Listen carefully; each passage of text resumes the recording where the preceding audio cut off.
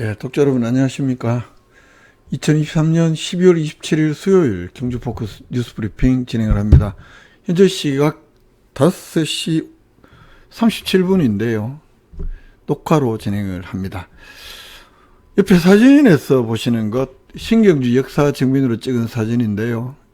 이렇게 돼지꼬리표 붙어 있듯이 내일부터 신경주역에서 신자가 빠집니다. 경주역으로 바뀝니다. 2010년 11월 1일 날 KTX 경부고속철도 구간 제2구간이 개통이 되면서 우리 경주 구간도 개통이 됐는데 13년 만에 신경주역이 경주역으로 명칭이 변경이 됩니다. 동해남부선 폐선을 하고 이렇게 되면서 이게 2011년에 12월 28일부터 경주역이 폐역이 됐잖아요. 폐역된 지 2년 만에 다시 옛날 시내에 있던 경주역이 원래의 이름을 찾아서 이제 저 신경주역 자리로 가서 경주역으로 불리게 됩니다.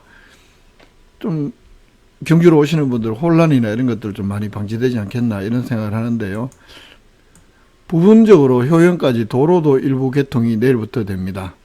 요 아래 사진은 오늘 하반기 경시 공무원 퇴임식 있었습니다. 최재순 보건소장이라든가 박원철 국장 등등 공지에 계셨던 분들 오늘 명예로운 퇴임식을 하고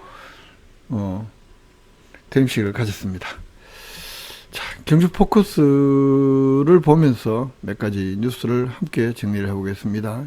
내일부터 KTX 신경주역이 경주역으로 명칭 변경된다. 이거 오늘 경주 포커스 뉴스 톱으로 올려놨는데요. 뭐 다들 경주시에서 워낙 홍보를 많이 해서 아시는 분도 아시고 또 그렇지 않은 분도 계시겠습니다만 또 그렇지 않은 분들을 위해서 이 방송이 있다 이 생각을 하시고 함께 봐주시면 좋겠습니다. 내일부터 신경주역이 경주역으로 이제 명칭이 확실히 이제 우리 경주를 대표하는 관문 역할을 하게 되는데요. 2021년에 12월 28일 2년 전에 울산 포항 복선 전철 건설 사업이 개통이 되면서 우리 시내에 있는 경주역이 폐역이 되고 딱 꼭 2년 만에 명칭이 변경이 되는 것이고 또 국토부에서 영명심의위원회라는 것이 있습니다. 이게 작년 12월 28일 날 이름 바꾸자 가결한 지 1년 만에 명칭이 변경이 되는 건데 신경주역이라는 명칭이 역사 속으로 다 사라지는 것은 2010년 11월 달부터 우리가 신경주역을 이용을 하기 시작했으니까 정확히 13년 만에 역사 속으로 사라지게 되는 겁니다. 이 영명심의위원회가 가결되고 1년 동안에 여러 가지 도로명 주소 변경이라든가 또 도로교통 표지판 준비라든가 무엇보다도 발권 시스템에서 경주역이 예전 신경주역이 경주역으로 바뀐다는 뭐 이런 여러 가지 그런 발권 시스템 정비라든가 정차역의 방송 시스템 정비 뭐 이런데 이게 이제 결국은 우리 해당 도시가 예산을 부담을 하기 때문에 경주시가 한 4억 정도의 예산을 들여서 여러 가지 경부고속선에만 17개 역사 표지판 468개를 정비를 하고 관제 시스템, 고속열차 내의 정차역 방송 시스템 정비 등등 여러 가지 명칭 변경에 따른 준비를 마쳤다고 합니다. 그리고 동시에 이런 소식이 있습니다. 신경주역에서 효연동까지 도로, 이게 원래 상구까지 가는 도로인데, 개통 기간은 워낙 많이 남았습니다. 국도 대체 우회도로 상구에서 효연 간 6.5km 구간 중에 신경주역에서 효연까지 2.4km 구간 내일 오후 1시를 기해서 부분적으로 개통이 됩니다.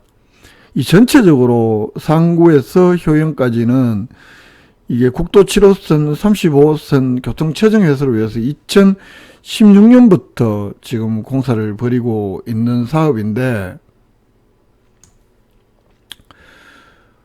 이번에 이제 경주역 영명 변경에 맞춰서 부분 개통을 하는가 봅니다. 요렇게 되면 효연동하고 또 도심에서 신경주역 가는 구간이 조금 시간이 짧아진다. 0.9km 시간은 한 5분가량 경주대 앞쪽에서 우회전해서 이렇게 빠지는 가보는데요. 내일 개통하면 영상 한번 찍어서 여러분들께 다음에 보고 드리도록 하겠습니다. 이런 소식이 있고요. 일단 오늘 뉴스부터 보겠습니다. 박원철 국장을 비롯해서 오늘 퇴직 공무원들에 대한 그 명예퇴임식이 열렸습니다. 오늘 시청 알천홀에서 열렸는데요.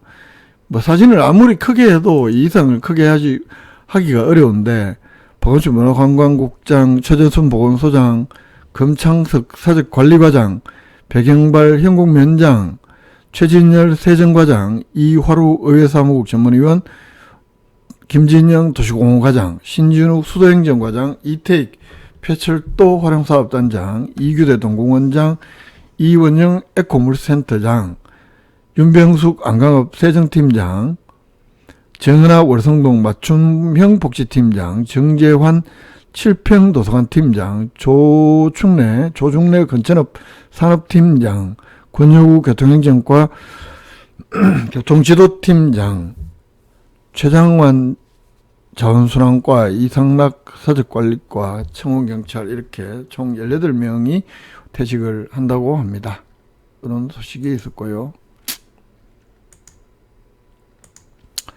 그리고 또 어떤 뉴스를 한번 볼까요? 뭐 건축상, 2년마다 경주시가 건축상 공모를 하고 시상을 하는데, 금관총 고분정보센터 요게 대상에 선정이 됐다는 소식이 있고요. 한동안 제가 방송을 안 했기 때문에 좀 내용들이 있습니다만 내년에 국도비 확보액이 1조 549억이다. 예산 전체적으로 보면 조금 쭈그라든 규모이긴 합니다만 그래도 국도비 확보액은 역대 최다이다 라고 경주시는 설명을 하고 있습니다. 그리고 원래 결산 기준으로 보면 2022년 그러니까 작년 결산 기준으로 보면 그게 작년의 결산 기준으로 보면 경주시 예산이 2조 1000억이었는데 올해 3회 추경까지 2조 200억이니까 한 800억가량 예산이 올해가 일단 작년보다 줄었고 내년도에도 전체적으로 좀 적어질 것으로 예상이 되는데 어쨌든 국도비 확보액은 작년보다 446억 4.4% 증가를 했다. 작년에 역대 최초로 국도비 확보 1조 시대를 넘었는데 올해도 사상 최대의 국도비를 확보했다. 뭐 이게 이제 시장, 국회의원 다들 열심히 노력해서 이렇게 됐다. 뭐 이렇게 해서 경주시에서는 자랑을 하고 있습니다. 김석기 의원도 또 같은 날 보도자료를 냈더라고요. 세계유산 탐방 거점센터를 2028년까지 박물관 근처에 건립을 한다고 합니다. 요건 뭐 경주가 국내 도시들 가운데 세계유산을 가장 많이 보유한 도시인데 여기서 보면 경주가 보유한 세계유산을 한눈에 볼 수 있는 그런 시설로 한 28,000평방미터니까요. 꽤나 큰 면적에 2028년까지 지상 2.1개동 규모로 탐방 거점 센터를 건립을 한다고 합니다. 내년 상반기 중에 박물관 인근에 그 부지를 확정을 한다고 하는데 여기에 보면 또 그 아랍지 도군과 월지맞이 센터도 아마 짓는 걸로 되어 있는데 글쎄요. 이렇게 되면 이게 이제 세계유산에 대한 통합적이고 체계적인 역사문화 공간, 교육 체험 시설이 없는 실정에서 여러 가지 관광객들을 안내하는 그 이런 또 디지털로 체험도 하는 여러 가지 그 좋은 기능을 할 것이다라고 경주시는 밝히고 있습니다. 고향사랑 기부금 목표액이 올해 목표액이 5억이었는데 5억을 달성했다고 경주시는 또 설명을 하고 있고요. 고향사랑 기부금제 이거 참 애매합니다. 보기에 따라서 다릅니다만 그리고 동경이 사육시설도 근천읍 대곡리에 준공을 했습니다. 이날 뭐 그 개들 서커스도 시키고 막 하던데 개들이 추워서 워낙 동물학대가 있냐 뭐 이런 우스갯소리도 하고 있습니다. 실제로 동물단체들이 보면 동물학대라고 생각했을지도 모르겠습니다. 동물들도 워낙 추우니까 이때 제대로 못 움직이더라 뭐 이런 이야기도 하고 있는데요. 이재학 문화도시위원장이 시의회에 2023년을 빛낸 대한민국 인물대상 지방의회 발전 공헌대상을 받았다는 소식도 있고요. 연말이 되니까 각종 상 받은 소식들이 아주 많습니다. 그리고 국립경주박물관도 23일 날 130만 명을 돌파를 했는데, 이게 이제 코로나 이전 시기에 연간 관광객 수준으로 거의 회복을 했다. 오히려 더 늘었다는 것이 국립경주박물관의 설명인데요. 이 기사를 보시면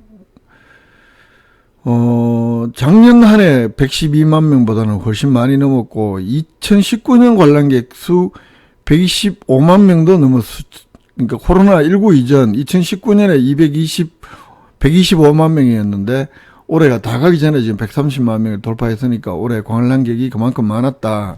국립경주박물관에서는 이게 천마도를 전시한 천마도 다시 만나다라는 이런 특별전이라든가 또 10월 달에 개막한 수구다라니 뭐 이런 특별전들이 관람객 동원에 큰 역할을 했던 것 아니냐 이런 분석을 하고 있습니다. 그리고 또 어떤 뉴스가 있을까요? 우리 경주시 경계탐사 1년 결산하면서 저와 함께 우리 경주시 경계탐사를 이끌었던 분들에 대한 돌다리도 막 이렇게 만들어서 건너고 했던 외동 쪽인데요. 이런 기사를 정리한 기사가 있고, 그리고 원래 12달 동안 한 번도 빠지지 않고 완주한 신분들에 대한 이야기도 경주포커스가 정리를 했습니다. 여기 안 보이노? 예. 완주하신 분들도 이렇게 쭉 세 분을 소개를 하고 있는데, 내년에도 경주시 경계탐사는 경주시 후원을 받아서 매월 셋째 토요일 날 계속 진행할 예정입니다. 당장 1월 달에는 1월 20일이 되는데요. 올해도 많은 분들의 많은 참여를 부탁을 드립니다. 예, 만 일주일 동안 만에 방송을 하게 되니까 미루어서 뭐 여러 가지 해야 될 내용들이 많이 있습니다만 우리 독자 여러분들이 뭐 많이 들어와서 보시고 하시기 때문에 오늘 뭐 별도의 부연은 하지 않겠습니다. 행정기구 개편 너무 잦은 것 아니냐 이런 우려들도 있습니다. 폐철도 활용 사업단이나 이런 것들은 사업단으로 존재하는 것은 폐지를 했고, 이런 내용들도 한번 독자 여러분께서 꼭 한번 봐주시기를 바랍니다. 그리고 오늘 대한민국에서는 임시정부에서도 사실 탄핵당했던 이승만 대한민국 초대 대통령을 이달의 독립운동가로 지금 이승만에 대한 뭐 국방부 공과 사 같이 봐야 된다고 이야기를 하면서 그 공과 사가 아니라 그 공과 과실 실제로 이승만이 얼만큼 독립운동에 기여했는가에 대해서는 굉장히 논란이 많은 사안인데요. 지나치게 미화하고 동상도 원래 또 얼마 전에 세우기도 했고, 또 대한민국에서도 대통령에 들어서 3.15 부정선거라든가 권력 욕 때문에 국민들에 의해서 하와이로 쫓겨갔던 대통령이잖아요.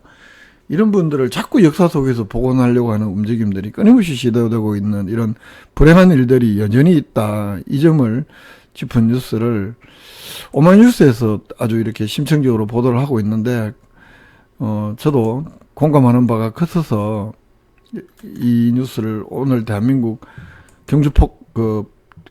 픽으로 오늘 대한민국 뉴스로 아까 선정을 했다는 말씀을 드렸고요.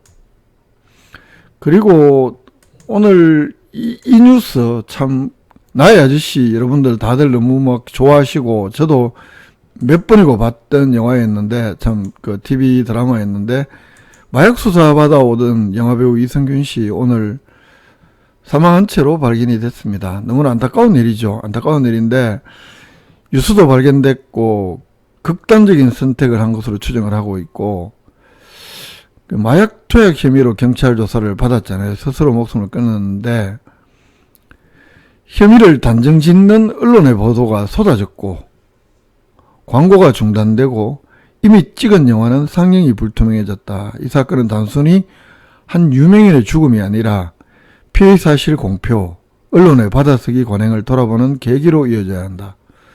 마약 투약 혐의는 본질이 아니다. 설령 범죄 혐의가 사실로 드러나더라도 그에 상응하는 처벌을 받으면 될 일이고, 법정에 서기도 전에 경찰과 언론이 한 개인을 이렇게 난도질할 권리는 없다.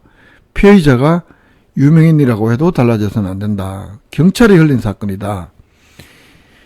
인천경찰청이 영화배우 L씨 등을 조사하고 있다고 밝히면서 이 사건이 시작됐다. 영화배우라는 키워드가 거론된 이상 언론이 흘려넘기기 어려운 사건이었고, 특유의 저음의 목소리, 유명 배우 등의 힌트가 나오면서 하루 만에 실명이 드러났다.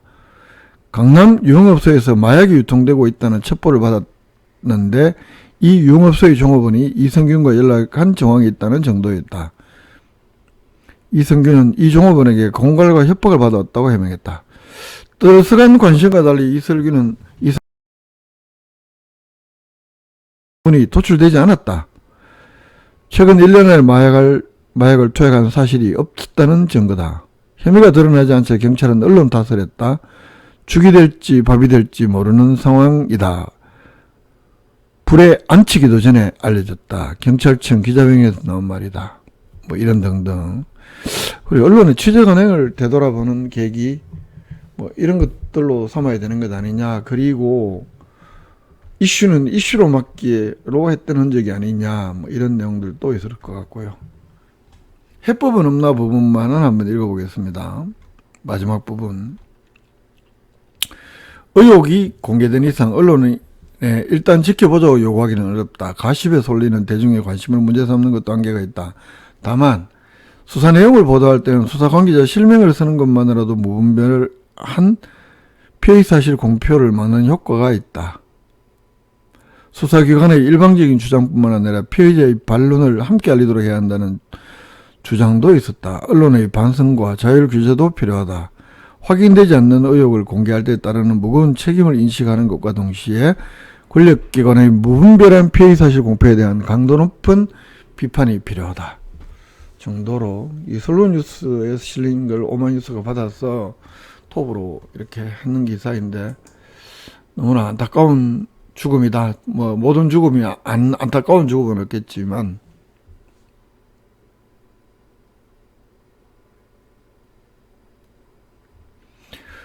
그리고 대장동 사건의 최초 제보자도 오늘 밝혀졌다고 이낙연 국무총리실의 민정수석 업무를 보시던 분이다. 뭐 이런 등등의 뉴스들이 있는데요. 요즘 뉴스를 보면 참 답답한 일입니다.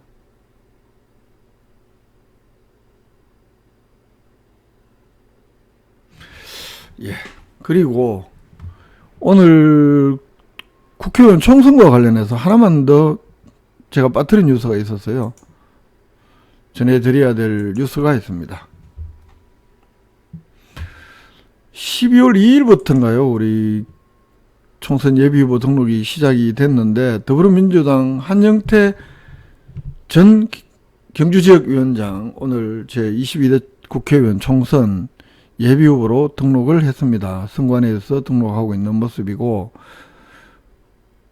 이대로는 안 된다. 뭐 윤석열 정부의 독주, 폭주 더 이상 볼 수 없어서 출마를 결심했다. 이런 출마의 변 짧게 밝혔고요. 조만간 기자회견을 열어서 출마 여등에 대한 설명 기회를 갖겠다. 그래서 지금 경주 지역의 후보는 이성환, 박진철에 이어서 한영태 후보 이렇게 3명이 됐는데요.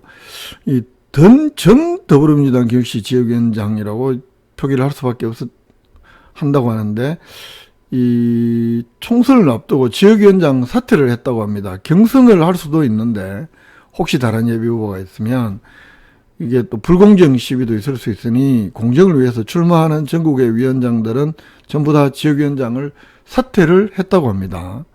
후보가 정해지면 다시 위원장으로 복귀를 한다고 하네요. 이런 소식들, 이거는 형평성을 맞추기 위해서 지난번에 이성환, 박진철 후보 때와 마찬가지로 이렇게 후보 기본 정보를 알려드리고 후보자의 사진까지 함께 알려드렸습니다. 조만간 기자회견할 즈음에 한번 모시고 출마의 변이나 이런 또 듣는 시간을 갖도록 하겠습니다. 예, 오늘 12월 27일 경주포커스 뉴스브리핑 녹화로 진행을 했다는 말씀드리고 여기에서 방송 줄이겠습니다. 함께 해주신 독자 여러분 고맙습니다. 좋아요, 구독하기, 공유 주변에 많이 해주시면 더 고맙겠다는 말씀드리면서 방송 마치겠습니다. 고맙습니다.